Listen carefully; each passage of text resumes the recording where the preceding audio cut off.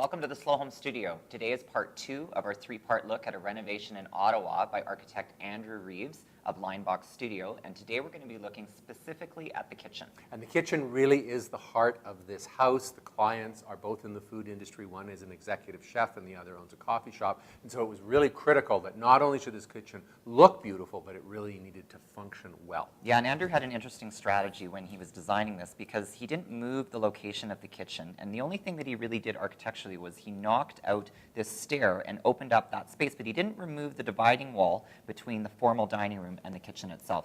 Here's the after plan, and we can see that it's basically been organized into a block of storage that contains the refrigerator and the cooktop, and then there is a large freestanding island that floats in that space that reinforces that original axis that we talked about while still maintaining the original space. Yeah, and here's a detailed image of the final version of the kitchen, and I think it's really interesting what Andrew's done with the windows. This is a full-length window that is basically the width of that alley that you can see from the front door all the way through, gives you a view to the outside, and then this is the garden door that provides access to the back, and it provides light also into the kitchen area.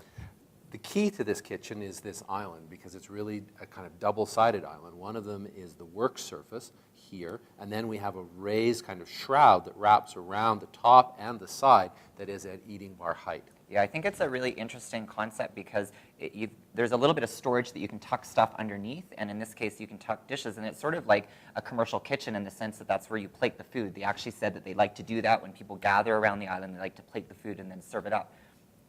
Here we have the one last image where now that servery area has been concealed, and I think what's important here to note is the way in which this interior window has been added to bring some natural light from that kitchen area into the central part of the house where the dining room is. So we've got some interesting details from Andrew Reeves in the kitchen. Next time we're going to go upstairs and look at the master bedroom and the ensuite. See you then.